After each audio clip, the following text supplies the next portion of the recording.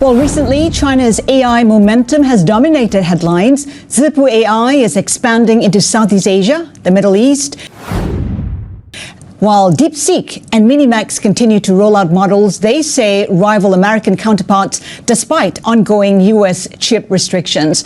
OpenAI said in a blog post last week that state-backed Zhipu AI has made notable progress in getting several governments across the world to adopt its AI models. And the tech rivalry just saw a new development today. Siemens says the U.S. has lifted export curbs on chip-designed software for China, restoring access for Chinese clients. That move comes weeks after Washington had ordered electronic design automation firms to halt shipments, sparking backlash from Beijing.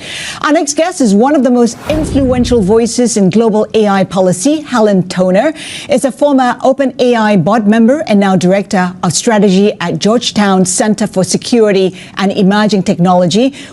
So what we're seeing, I think, is a lot of experimentation. It's difficult to know how much actual adoption and how much at-scale use that we're seeing. So, for example, in China, in the wake of this big DeepSeek moment in January where that company really broke through and had a huge news cycle, there were a lot of stories about Chinese companies, Chinese local and provincial governments starting to adopt DeepSeek. But it's really not clear if you kind of scratch beneath the surface, what does that look like? Does it look like they ran one trial? Does it look like some of their employees started using the app? Or did it really look like a deep partnership and really serious adoption? It's very difficult to get that in-depth data. One thing we can say is that if you look at, again, these open source models, actually a really big player there is Alibaba. So they have a model series called Qwen, and that is very, very popular. So even on US platforms or international platforms like Hugging Face is a very popular place to go to find AI models to use.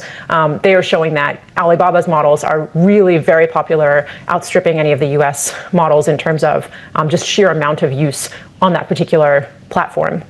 But it's difficult to make really sweeping statements. What we can say as well is on the consumer side, OpenAI does continue to dominate. So ChatGPT is up there in the many hundreds of millions of users, which really far outstrips any other competitors.